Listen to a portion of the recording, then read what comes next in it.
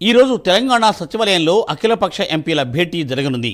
బనకచర్ల ప్రాజెక్టుపై మంత్రి ఉత్తమ్ కుమార్ రెడ్డి నేతృత్వంలో సమావేశం నిర్వహించనున్నారు. తెలుగు రాష్ట్రాల మధ్య బనకచర్ల ప్రాజెక్టుపై వివాదం నెలకొన్న నేపథ్యంలో మంత్రి Uttam Kumar Reddy PowerPoint presentation ఇవ్వనున్నారు. అలాగే అన్ని పార్టీల ఎంపీల అభిప్రాయాలను కూడా ఆయన తెలుసుకోనున్నారు. ఈ సమావేశానికి రావాలని కేంద్ర మంత్రులు కిషన్ రెడ్డి, బండి సంజయ్లకు తెలంగాణ రాష్ట్ర ప్రభుత్వం ఆహ్వానం పంపింది.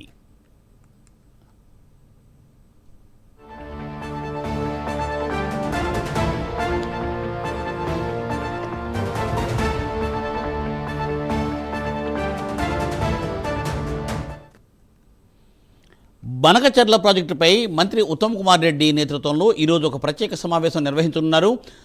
తెలుగు రాష్ట్రాల మధ్య బనకచర్ల ప్రాజెక్టుపై వివాదం నెలకొన్న నేపథ్యంలో మంత్రి ఒక పవర్ పాయింట్ ప్రజెంటేషన్ కూడా ఇందులో ఇవ్వనున్నారు. దీనికి బీజేపీ ఎంపీలను కూడా పిలవడం జరిగింది. అలాగే కిషన్ రెడ్డి, బండి సంజయ్లకు తెలంగాణ రాష్ట్ర ప్రభుత్వం ఆహ్వానం పంపింది. మరి వారు హాజరవుతారా లేదా అనే దానిపై ఉత్కంఠ నెలకొంది.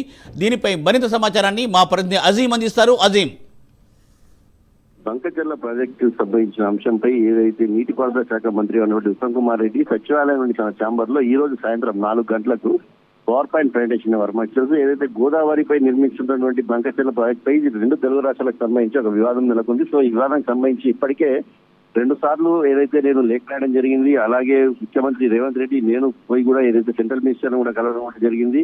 అప్పుడు సెంట్రల్ మినిస్టర్ హామీ ఇచ్చారు, ఇంకా బనకచర్లకు సంబంధించిన డిపిఆర్ఓనే ఏపీ సబ్మిట్ చేయలేదు. సో ఇప్పుడే మనం ఎలా మాట్లాడతాము, చేసినాక చేద్దామని చెప్పి ఒక మాటను వేసేసారు. కానీ ఇప్పుడు ప్రతిపాదించినట్టు ఏదైతే వార్తలు వస్తున్నాయి. సో ఈ నేపథ్యంలో ఇప్పటికీ కాంగ్రెస్ ప్రభుత్వం ఇక్కడ చేసినటువంటి పోరాటం గురించి వాళ్ళు చెప్పుకోవచ్చు. సో ఈ నేపథ్యంలో ఈ రోజు జరుగుతున్న సమావేశానికి ఆల్ పార్టీ ఎంపీలను స్వయంగా తానే మంత్రి ఫోన్ చేసి అందరినీ కూడా పిలవడం కూడా జరిగింది. వీళ్ళు బీఆర్ఎస్ రాజ్యసభకు సంబంధించిన ఎంపీలు, అలాగే కాంగ్రెస్ పార్టీకి సంబంధించిన ఎంపీలు, అలాగే బీజేపీ పార్టీకి సంబంధించిన ఎంపీలు, కేంద్ర మంత్రులుగా ఉన్నటువంటి కిషన్ రెడ్డి, బండి సంజయ్లతో పాటు ఏదైతే పిసిసి అధ్యక్షుడు మహేష్ కుమార్ గౌడ్, అలాగే ముఖ్య అతిథిగా రేవంత్ రెడ్డి అందరూ కూడా ఈ పవర్ పాయింట్ ప్రజెంటేషన్ లో పాల్గొంటారు. సో ఈ సమావేశానికి వారు వస్తారా లేదా అని చూడాల్సి ఉంటుంది. ఎందుకంటే బీఆర్ఎస్ ఇప్పటికే ఒక స్టాండ్ చెప్పింది, ఏదైతే తెలంగాణ అంశానికి వచ్చినట్టయితే ఖచ్చితంగా కలిసి పోరాటం చేస్తారని చెప్పి హరీష్ రావు ఇప్పటికే పలుమార్లు చెప్పారు. సో ఈ నేపథ్యంలో బీజేపీ కూడా సెంట్రల్ లో బీజేపీ ఉంది కాబట్టి ఈ ఇష్యూ తెలంగాణకు ఏదైతే బనకచర్ల ఏపీ కనుక కట్టినట్టయితే నీటికి సంబంధించిన అంశంపై అయితే అన్యాయం జరుగుతుందనే ఒక అంశంపై ఇప్పటికే సెంట్రల్ లో వాళ్ళు ఉన్నారు కాబట్టి వారు మాట్లాడే అవకాశం ఉంటుంది. కాబట్టి అందరినీ కలిసి మాట్లాడి సెంట్రల్కి వెళ్ళి మాట్లాడాలనే ఉద్దేశంతో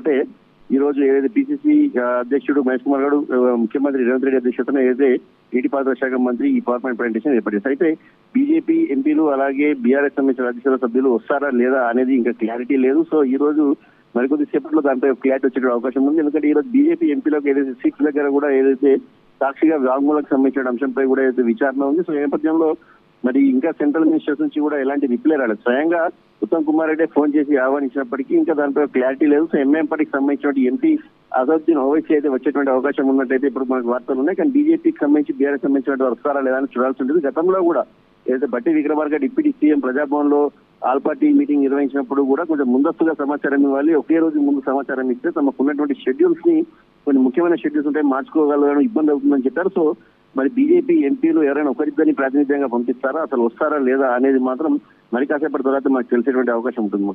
థ్యాంక్ యూ అజీం.